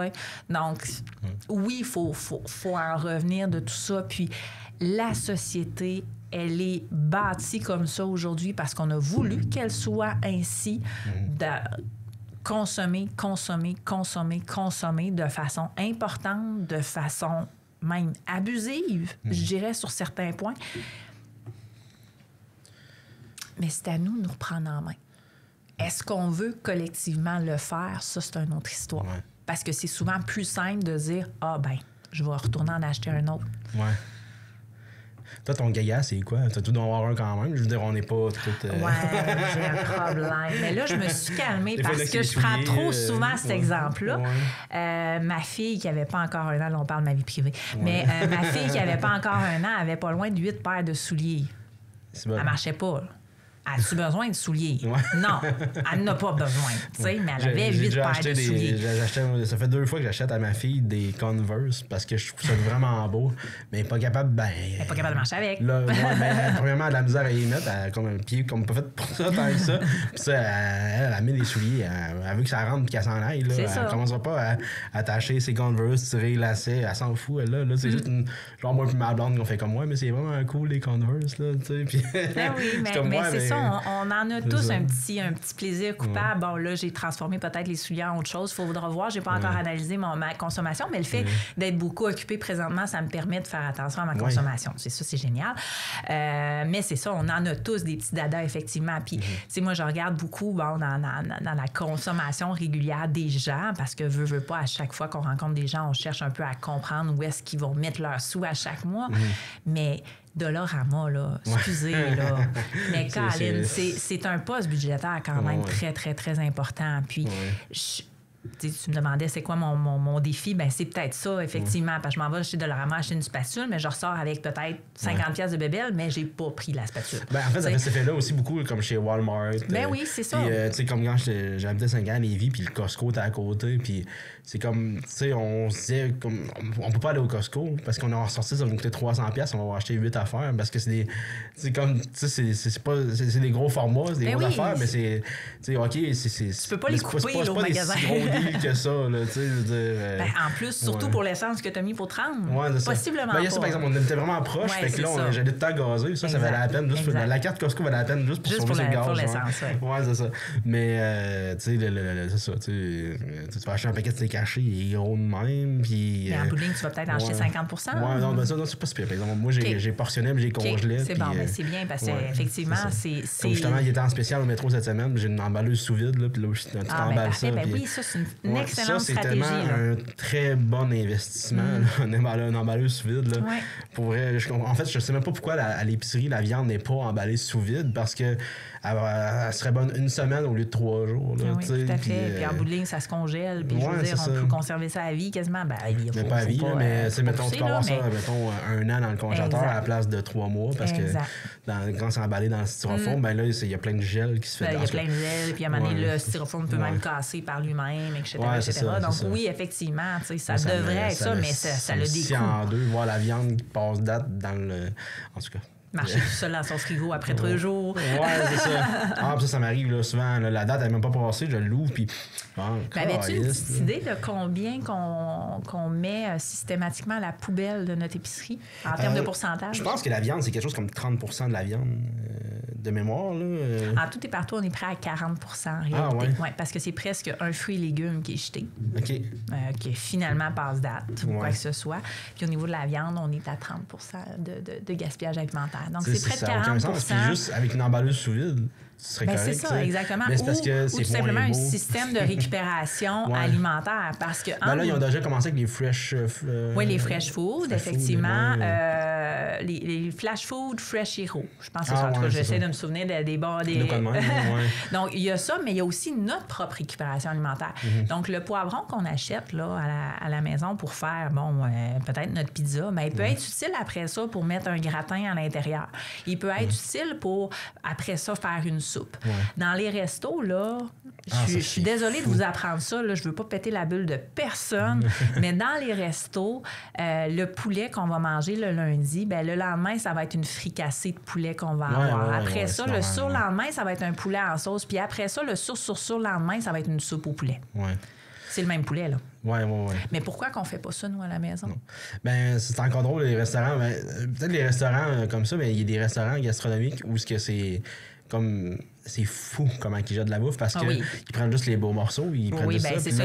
Ils ne changent pas leur menu, mais c'est un petit resto un peu plus local de village ou de centre-ville va vraiment réutiliser le plus possible à son menu du jour. Oui, exact. Le menu du jour, c'est souvent justement... C'est ça, un 5 étoiles n'a pas de menu du jour, malheureusement. C'est ça, exactement. Mais c'est ça, souvent les 5 étoiles, là, c'est tellement de gaspille. Oui, c'est incroyable. Il faut que les morceaux de carottes soient carrés, fait que tout le bord, souvent ils vont soit le jeter, mais tu sais, ça dépend. Là. Sûrement qu'il y a des places qui essaient de récupérer le plus possible, mais tu sais, il y en a beaucoup qui s'en. Oui, bien, il y a quand même une récupération. Puis il faut savoir que les cuisines collectives, les moissons aussi, peuvent faire la récupération de ce type d'aliments-là. Les pertes, justement, pour refaire peut-être des grandes soupes, des soupes collectives. Donc, c'est des choses qui peuvent exister. Est-ce que c'est tout le monde qui y participe? Non, c'est sûr. Mais quand même, je pense qu'il y a une volonté de le faire, d'agir de cette façon-là. Puis surtout, avec, on en entend parler à tous les jours dans les nouvelles que les gens vivent l'insécurité alimentaire présentement, puis que c'est pas assez donné dans les banques. Donc, c'est vraiment, c'est plus que pertinent là, d'avoir cette option-là. C'est fou, pareil, comment que, à la CEF, ça part justement de la carte de crédit jusqu'à ton payer d'épicerie, jusqu'à tout ce qui touche l'argent. Tout ce qui touche l'argent, ton char. Exactement. On couvre extrêmement large dans nos mandats, dans notre mission. Mais le but, en bout de ligne, c'est toujours de conscientiser les gens à se poser les questions, à aussi prendre action, parce que c'est beau dire qu'on a des problèmes, mais si t'es pas prêt à agir, on les réglera pas, tes problèmes. C'est ça, exactement. Je trouve ça plate au niveau, mettons, comme voiture, au niveau de l'argent. Là, comme là, présentement, en fait, justement, d'ailleurs, je vais changer mon idée que je vais parler. Mais, tu sais, comme on a acheté une auto cet été, puis c'est fou qu'on se disait, on voulait acheter peut-être usagé, et le taux d'intérêt était tellement élevé, puis les paiements, on s'est dit, on a acheté une neuve, finalement, parce que ça valait pas la peine. Tu sais, à moins qu'ils ne se passent pas pour une neuve, c'est pas pareil, mais tu sais, nous autres, le taux d'intérêt qui nous sortait, mettons, c'était 13%. Puis on est à 7, mettons, pour une voiture neuve. Puis là, il y a des places qui c'est encore moins ce temps-ci, mais parce que nous autres, on voulait avoir une voiture en particulier, un modèle en particulier. Là. Mais tu sais, même, surtout les voitures américaines, souvent, il y a du 0%, tu sais, mais c'est ça. Oui, puis on a encore une pression. Ça n'a rien, parce que avant ça, il n'y avait pas 0%, ça n'existait plus, mais là, ils ont recommencé à le ramener. Bon. C'est toujours camouflé, là. C'est jamais 0%. Parce que malheureusement, eux autres, c'est pas 0% à vendre. Non, c'est ça. C'est ça. En tout cas, je sais pas comment qu'ils font pour que ça soit comme 0, mais tu sais, il y a des frais. Il y a des frais. C'est ça. Le prix de vente est un petit peu plus salé en réalité. C'est peut-être mieux de vendre de plus. Il y a moins de rabais. Oui, effectivement. Mais, puis ça, on a vécu ça, dans le fond, parce que ça a toujours été plus avantageux d'acheter un véhicule usagé à la base. Ouais. Mais ça, c'est principalement dû au fait que durant la pandémie, justement, on a eu des gros problèmes d'approvisionnement de véhicules en lien avec les puces électroniques, là, principalement. C'était pour ouvrir et débarrer les portes. Il y avait des grands stationnements de voitures qui manquaient juste à mettre des... puis encore aujourd'hui, tu sais, moi, je travaille régulièrement à Matane et bon, je les vois, les concessionnaires automobiles, et il n'y a pas... Les autos ne débordent pas des cours comme ça pouvait être il y a de ça 10 ans, 15 ans. Ça s'en vient mieux, mais... Ça s'en vient, oui. Quand la voiture qu'on a eue, c'est une voiture que quelqu'un avait commandée et finalement, elle l'a pas pris. Parce que sinon, on l'aurait pas eu. Exactement. Et c'est vraiment critique parce que ça a créé une pression sur les prix des usagers très importante, ce qui faisait en sorte que exemple, tu achètes un véhicule aujourd'hui neuf et demain matin, tu veux le vendre. Il est fort possible qu'on fasse un profit sur ce produit-là, alors que c'est quelque chose qui n'a jamais existé, vu la pénurie importante d'automobiles. Là, ça, je pense que c'est revenu à la normale, mettons. C'est pas encore. Pas encore. Il y a encore une pression à la hausse parce que là, les vendeurs d'usagers se disent encore, il y a 6 mois de ça, je pouvais la vendre 2000 de plus, donc on va encore afficher ça. Mais juste l'été passé, on allait voir les cours usagers, c'est comme OK, mais il n'y a pas de voiture, là, ou c'est des chars qui valent vraiment pas ce prix-là. Exact. C'est un char de 10 ans que tu payes, mettons, normalement, tu aurais payé 3000$, puis là, il est 8000$. Exactement. Puis là, en plus, là, aujourd'hui, on vient d'arrimer un taux d'intérêt peut-être à quoi, justement, 13%. Donc là, oui, on va baisser tout ça. On va venir rétablir le principe des prix ultimement. Parce que là, maintenant, il y a des véhicules disponibles. Donc là, on n'aura plus nécessairement de raison d'aller acheter un usager autant. Donc, on va vraiment rétablir les prix dans les futurs mois. C'est pas encore d'actualité aujourd'hui, mais ça va s'en venir tranquillement. Je sais pas si au Québec, peut-être bien que c'est plus réglementé, mais aux États-Unis, même qu'il y avait un gros markup sur excuse-moi l'expression, mais un gros surplus, dans le fond, là, sur les prix des voitures dans le pic. Mais je pense qu'au Québec, c'est peut-être, je sais pas. C'est ça, on n'a pas nécessairement c'est que dans le fond, on n'a pas de légifération à cet effet-là, à proprement parler. La personne privée qui veut vendre son véhicule beaucoup trop cher va pouvoir le faire. Ça, c'est pas le problème. Mais les garages, oui, sont quand même réglementés sur le prix qui est affiché. Mais c'est ça, ce qui était mal commode. Souvent, dans justement la pandémie, il n'y avait pas de véhicule, fait qu'ils ne pouvaient pas afficher les prix. Oui, c'est ça.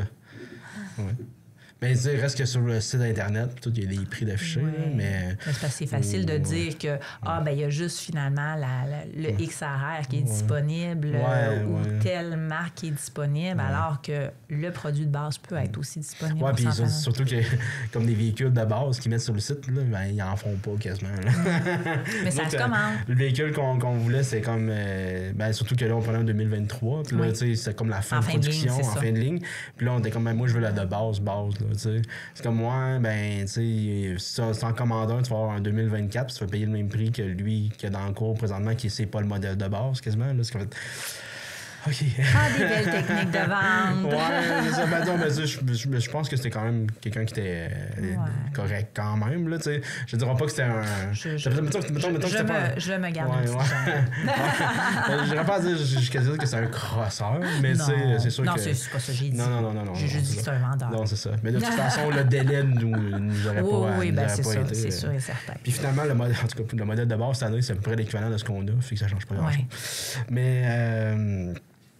donc, c'est ça. Donc, écoute, je pense qu'on a pas mal fait un gros tour. Ça fait déjà comme 1h15. Là, je sais que t'es beaucoup dans le jus à ton travail. Toujours. Puis, t'es très occupé, fait que je te retiens pas trop longtemps puis commencer à tourner en rond. Puis, des fois, je fais trop durer mes podcasts longtemps. Puis là, je vais chercher des questions. Je suis comme, non, mais je veux que ça dure 1h30. Mais là, à un moment donné, on fait le tour. Puis, juste savoir, mettons que les gens, ils veulent s'instruire un petit peu, mais qu'ils veulent pas nécessairement...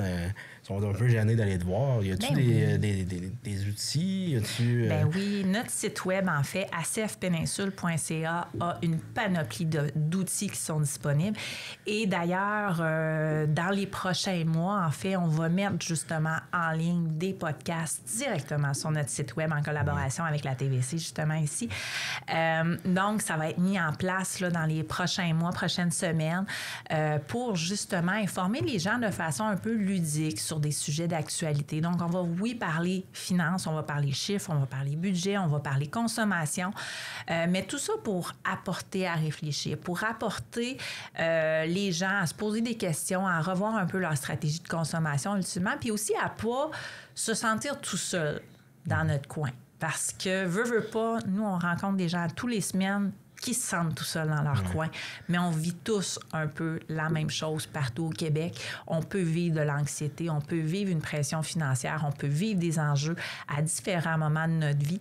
Donc, c'est un peu pour se dire, écoute, ça fait partie de la vie, ça fait partie de ta vie présentement, puis c'est correct, mais voici ce que tu peux faire. Voici les choses que tu peux prendre action pour tenter d'améliorer ta situation ultimement. Fait que ça s'en vient à suivre sur notre site web et notre page Facebook. Et je vais essayer de synchroniser ce podcast, la sortie avec, le plus possible. Vas-tu enregistrer ça toute seule puis tu vas parler? Ou... dans le fond, ça va être beaucoup du contenu qui va être diffusé. Ça va être principalement moi qui va diffuser le contenu, mais je vais arrimer ça avec justement des reportages, du contenu terrain, des choses qu'on peut voir. Donc, des exemples concrets qui peuvent arriver. Donc, oui, c'est des exemples qu'on peut vivre dans notre travail jamais d'informations ne seront nommées. Des fois, c'est 3 histoires que je vais mélanger ensemble. C'est ça, juste pour pas que personne pour pas personne dise « Oh non, c'est moi qui parle. » Bon, c'est pas vous que je parle. Mais c'est ça, de vraiment d'apporter des faits, des solutions aussi, ultimement. Parce que quand on voit le problème toujours à 2 pouces de notre visage, on n'est pas capable de trouver des solutions. Des fois, il faut prendre un pas de recul, puis ce podcast-là va peut-être servir à ça. Prendre le pas de recul sur tout ça.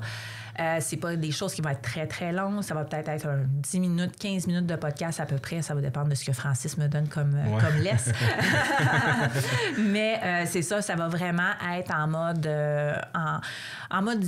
dialogue, mais avec moi-même, mais que les gens puissent se poser des questions au travers de tout ça, ultimement. Là. On va viser là, de solliciter, dans le fond, l'intérêt financier des personnes. Super. Bien, Crème, merci beaucoup. Merci à toi. Puis, si on veut te rejoindre, donc on passe par le site Internet. Exactement. Sur notre site Web, tout est là. Il y a une possibilité de prendre rendez-vous directement sur notre site Web avec l'ensemble de nos intervenants sur le secteur, peu importe où qu'on est dans la péninsule gaspésienne. Donc, ça peut se faire à distance, en présence, c'est vous qui l'indiquez. On est capable de se déplacer au besoin. Idéalement, on aime ça travailler dans nos points de service, toujours plus facilitant, mais il n'y a pas de problème, on peut se déplacer au besoin. Vous, ça couvre, dans le fond, on va dire la Gaspésie touristique, on va dire, dans le fond. Là, oui, bien, un petit peu moins. Le tour de la 132, oui, c'est ça. Dans le fond, nous, on couvre de Matane à Matane, en passant la Gaspésie, les îles de la Madeleine. Donc, on couvre 8 MRC avec l'ensemble de notre territoire. 138 000 personnes, en réalité, peuvent solliciter nos services. Appelez pas toutes demain matin, je ne suis pas prête. Mais dans le fond, ça ne s'inclut pas Rimouski, disons. Non, c'est ça. Rimouski et Métis, ça ne couvre pas. Donc, c'est vraiment Matane, Matanie, Haute-Gaspésie, Rocher. Ça coupe Métis. Oui, exactement, ça coupe Métis, effectivement. Parce que c'est pas la même MRC. Dans le fond, c'est la MRC de la Métis qui est pas exactement. Puis ça va être la MRC, ça va être avec ASEF Rimouski-Neigette qui va couvrir ce secteur-là. Parfait. Est-ce que vous avez souvent, excuse-moi, j'en reviens à cette question, est-ce qu'entre les ASEF, vous faites des réunions de directeurs? Oui, tout à fait. On est tous regroupés à un regroupement national. Il y en a 2 au Québec, la Coalition des associations de consommateurs et Union des consommateurs. Nous, présentement, on est avec la Coalition des associations de consommateurs. On se réunit pour justement discuter des enjeux, discuter des problématiques qu'on peut vivre, essayer de trouver des solutions structurantes en bout et aussi porter des actions. Parce que la force du nombre nous permet de pouvoir parler au gouvernement, nous permet de dire, écoute, là, ça marche pas, là.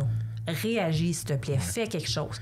Tandis que moi, petite ASEF de la péninsule, toute seule dans mon coin, aller parler au gouvernement, je peux le faire, mais est-ce que je vais vraiment être écoutée? Ça dépend pourquoi, mais la force du nombre est vraiment plus importante. Donc oui, il y a ça qui est possible. Donc, et c'est ça qui est arrivé justement dans les dernières années. Là, tout le dossier d'assurance-emploi, les enjeux d'assurance-emploi qu'on a vécu, les délais importants qu'on a vécu, bien, on a nommé l'enjeu à notre table nationale, puis finalement, bien, on a apporté cet enjeu-là au national, puis on a pu faire débloquer des choses. C'est quand même positif. Puis aussi, ben, il y a d'ailleurs du travail qui s'est fait récemment sur l'obsolescence programmée aussi. Il y a eu des projets de loi qui ont été adoptés récemment. Par le gouvernement, déposé par le Parti libéral du Québec. Et ben c'est ça, on a été appelés à émettre nos commentaires, à émettre un mémoire sur ce projet de loi-là. Donc, chose qu'on a pu faire grâce à notre représentation nationale. Ah, mais c'est le fun. Ben, longue vie à la CEF. J'espère que les gens n'auront pas trop besoin de vos services, mais s'ils en ont besoin... Oui, bien, ultimement, moi, si tout va bien, j'ai plus de jeunes dans 3 ans. Non, c'est ça. Mais peu de chance que ça arrive. Là. Je pense que la pression et la consommation va toujours être là. Exactement. Puis si on est là pour ça, puis ça l'existe. Hein? Donc, faut pas on se dit souvent, ben non, il y en a qui se font plus pitié que moi. Faut pas se dire ça. Si on en a besoin, on en a besoin, puis c'est correct. Ouais. Moi, ce qui me fait rire, excuse-moi, je me fais encore. Je vais closer, puis je suis ça marchera pas. Moi, ce qui me fait rire un peu, c'est genre celui qui veut faire de quoi qui est simple et volontaire, puis tu sais, bon. Puis là, c'est comme la van life, puis là, c'est comme... C'est quand même que ça coûte faire une vanne pour la van life. Là, je veux dire, ma maison a coûté aussi cher que quelqu'un qui à moins que ce soit d'un Econoline de 2000, mettons. Là, mais sinon, tu le vois le setup, tu fais comme... pour vrai, moi, ma maison, je l'ai payé 100 000 $. Puis il va me couiller parce qu'il y en a encore. On en trouve des fois, ils sont rares. Mais ouais, c'est ça. On n'a pas de cours, mais on est proche d'un parc. Mais c'est ça, tu fais... C'est comme, mon Dieu, c'est c'est pas si simple que ça. Fait que c'est la consommation, même si ça n'a pas l'air d'être de la consommation. Oui, c'est de la consommation. Le monde il part tout là-dessus, puis dans 2 ans, ils vendent toutes leurs vannes. Fait que c'est ça, il y a 20 ans de ça, c'était les gros VR. C'est cyclique. Ça revient. C'est ça. Okay, merci beaucoup. Merci beaucoup.